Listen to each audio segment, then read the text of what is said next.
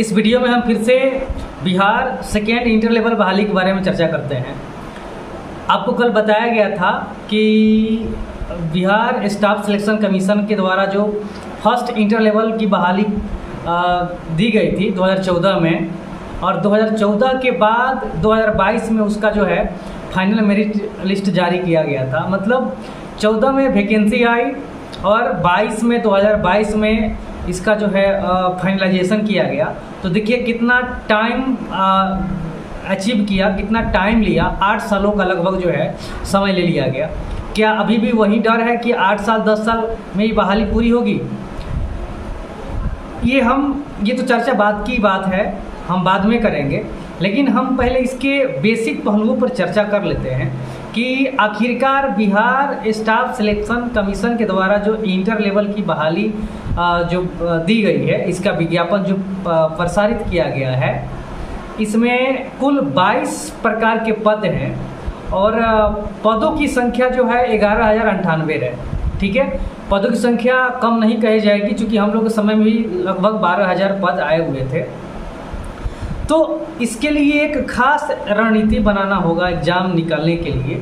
इसमें केवल एक एग्ज़ाम नहीं है, दो एग्ज़ाम आपको क्वालिफाई करना होता है। पहला प्रारंभिक परीक्षा, फिर दूसरी जो है मुख्य परीक्षा पास करनी होती है, फिर लास्ट में आपका डॉक्यूमेंट वेरिफिकेशन होता है, तब जा कर के आपका मेरिट बनता है। ठीक है, तो इसके लिए एक प्रॉपर वे में एक अच्छे से टाइम को डेकोरेट करके आपको मेहनत करने की आवश्यकता है, तभी जा कर के इस भीड़ भाड़ के टाइम में आप इस कंपटीशन में आप अपना स्थान बना पाइएगा।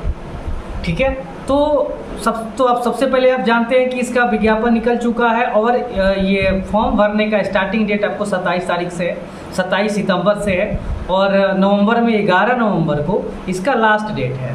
तो आप सभी लोग जो है इस फॉर्म को ज़रूर भरेंगे और मेहनत भी करेंगे। मेहनत करने के पीछे जो इसका बैकग्राउंड है या कैसे इसको जो है क्वालिफाई करने के लिए आपको मेहनत करना है, इसके बारे में हम बताने का प्रयास करते हैं।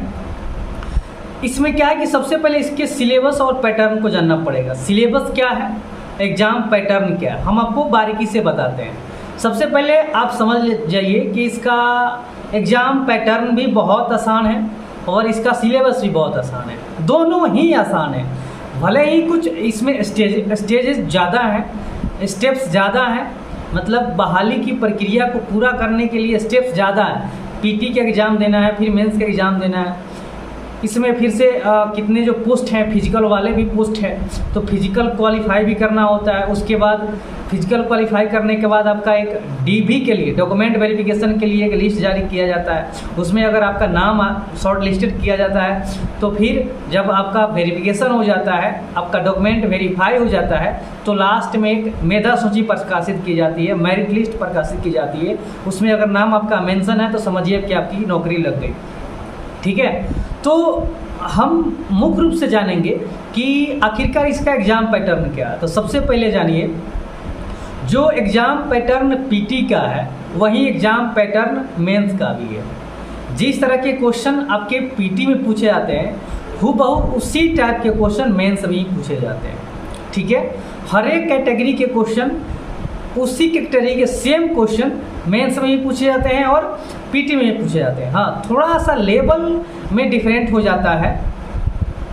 तो पीटी में आपका एमसीक्यू क्वेश्चन पूछे जाते हैं, मेंस में भी आपके एमसीक्यू क्वेश्चन पूछे जाते हैं, ऑब्जेक्टिव टाइप्स क्वेश्चन पूछे जाते हैं। इसमें भी 150 क्वेश्चन पूछे जाते हैं। याद रखना है, एग्ज़ाम जो होगा आपका एमसीक्यू, इसमें 150 प्रश्न होंगे और प्रत्येक प्रश्न 4-4 अंक के होंगे। इसका मतलब 150 क्वेश्चन है और प्रत्येक क्वेश्चन 4 अंक का है, तो कुल 600 अंकों का आपका जो है एग्ज़ाम होगा। नेगेटिव मार्किंग भी है, आयोग के द्वारा डिसाइड किया गया है कि अगर आप गलत करिएगा तो 1 अंक काट लिया जाएगा, एक क्वेश्चन गलत करने पर आपको 1 अंक काट लिया जाएगा। ये आयोग के द्वारा निर्णय लिया गया है। तो 150 क्वेश्चन, प्रत्येक क्वेश्चन 4 नंबर का, तो 600 कुल नंबर आपका 600 हो गया। ठीक है, गलत करने पर, एक क्वेश्चन गलत करने पर 1 अंक, याद रखेंगे, एक क्वेश्चन गलत करिएगा तो आपका 1 अंक कट जाएगा। इस हिसाब से अब सवाल है कि एग्ज़ाम निकलना क्या आसान है, कैसे इसको हम प्रिपरेशन करेंगे, इसका सिलेबस क्या है। तो आपको हम बताते हैं, इसका सिलेबस बहुत ही आसान है। सिलेबस आपको बेसिकली 10th लेवल का ही सिलेबस होता है, 10th लेवल के ही क्वेश्चन एग्जाम में रिक्वायर किए जाते हैं, पूछे जाते हैं। अब 150 क्वेश्चन है। अब इसको हम डिवाइड करके बताते हैं कि किस सेक्टर से कितने कितने क्वेश्चन पूछे जाते हैं। इसमें सबसे पहले आप देखेंगे कि जिनका बैकग्राउंड अगर साइंस है, जिन्होंने मतलब इंटरमीडिएट साइंस से किया है, तो उनका समझिए कि 150 में लगभग 100 क्वेश्चन लगभग उनका क्लियर होता है। क्योंकि जिनका बैकग्राउंड साइंस होता है अप्रोक्सीमेटली उनका साइंस ठीक होता है, फिजिक्स केमिस्ट्री बायोलॉजी ठीक होता है, फिर से मैथमेटिक्स भी ठीक होता है। तो इनमें सबसे पहले ये मैथमेटिक्स के 25 क्वेश्चन होते हैं। 25 क्वेश्चन मैथमेटिक्स के और 25 क्वेश्चन आपके साइंस के होते हैं, जनरल साइंस के क्वेश्चन होते हैं। तो 50 अंक में आपके मैथमेटिक्स हो गया और ये जनरल साइंस के क्वेश्चन हो गए। 25 में जनरल साइंस में आपके बायोलॉजी क्वेश्चन होंगे, उसके बाद फिजिक्स के क्वेश्चन होंगे, केमिस्ट्री क्वेश्चन होंगे, इन्वायरमेंट स्टडी का भी क्वेश्चन जो आता है उससे होंगे। इस तरह के सब्जेक्ट जो है मतलब साइंस के अलग अलग जो कैटेगरी है इनसे क्वेश्चन 25 अंक के साइंस ये सामान्य विज्ञान में जनरल साइंस में क्वेश्चन पूछ लिए जाएंगे। उसी तरह 25 नंबर के 25 प्रश्न जो हैं मैथमेटिक्स के पूछे जाएंगे, सामान्य गणित के पूछे जाएंगे। जो आप जानते हैं कि सामान्य गणित मतलब जनरल कॉम्पिटिटिव एग्जाम में किस तरह के क्वेश्चन पूछे जाते हैं 10th लेवल के, उस हिसाब से क्वेश्चन आपके पूछ लिए जाएंगे। तो 50 नंबर का ये हो गया। पूरे 50 क्वेश्चन जो है ये रीजनिंग के होते हैं। ये बहुत बड़ा माने मतलब रखता है।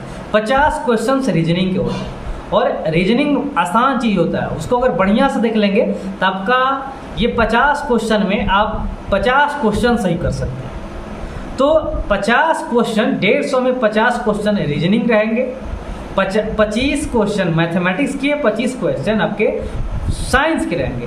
तो 100 क्वेश्चन आपका ये अपने हैंड में है।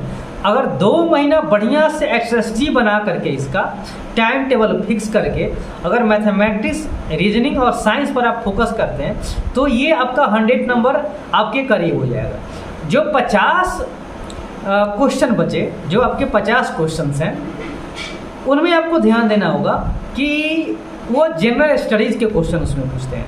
50 में आपके हिस्ट्री के क्वेश्चन पूछते हैं, ज्योग्राफी के क्वेश्चन पूछते हैं, आपके पॉलिटिकल क्वेश्चन पूछते हैं, मतलब पॉलिटी से क्वेश्चन पूछते हैं, इकोनॉमी से क्वेश्चन पूछते हैं, उसके अलावा करंट अफेयर्स के भी क्वेश्चन पूछते हैं।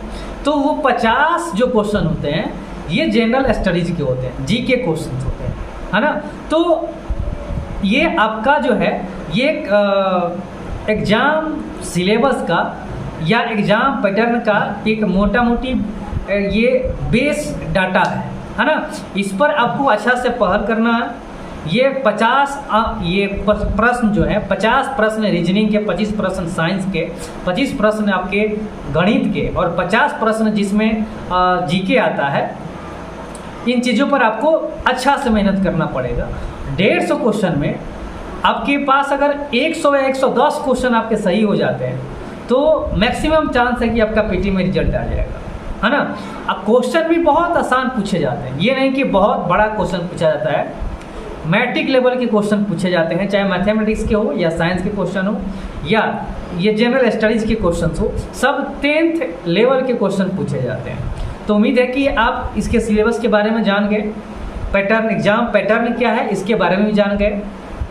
एग्ज़ाम के लिए डेट अनाउंसमेंट नहीं किया गया है और एग्ज़ाम ये फॉर्म अप्लाई का डेट आपको बता भी दिया गया है। आपको 27 सितंबर से डेट स्टार्ट होता है और आपको 11 नवंबर का इसका लास्ट डेट है। आप सभी लोग इस फॉर्म को फिलअप करिएगा।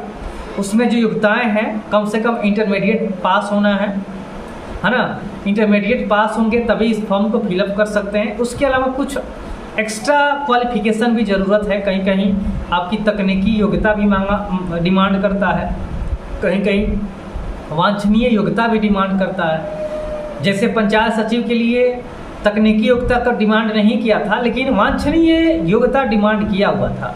अगले वीडियो में हम जरूर बताएंगे कि तकनीकी योग्यता और वांछनीय योग्यता में क्या अंतर है, क्या वांछनीय योग्यता जरूरी है उस पोस्ट के लिए कि नहीं है। इसको हम अगले वीडियो में बेहतर तरीके से समझाने का और बताने का प्रयास करेंगे।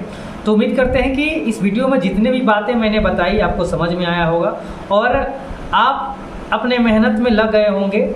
और इसके लिए आपको खुद रणनीति बनाना होगा, आपको सुबह शाम टाइम देना होगा, हर एक सब्जेक्ट पर ध्यान देना होगा, फिर आपको सेट प्रैक्टिस करना होगा, डिस्कशन ग्रुप डिस्कशन भी करना होगा।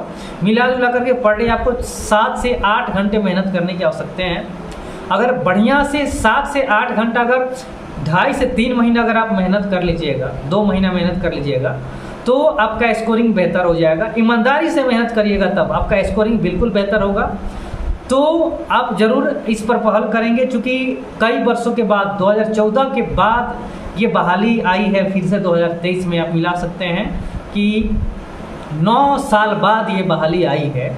फिर इसके बाद कब बहाली आएगी इसकी कोई गारंटी नहीं है ना। इसलिए आप बढ़िया से इसको आप फाइनल मान करके जी जान लगा करके मेहनत करिए, ज़रूर आपकी सफलता मिलेगी, आप सफल होइएगा। और टाइम टेबल फिक्स करिए, हर एक सब्जेक्ट पर अच्छा से समय दीजिए, सेट प्रैक्टिस पर डे करिए, ग्रुप डिस्कशन पर पूरा ध्यान दीजिए, सेल्फ स्टडी पर पूरा ध्यान दीजिए। ठीक है, अगले वीडियो में मिलेंगे।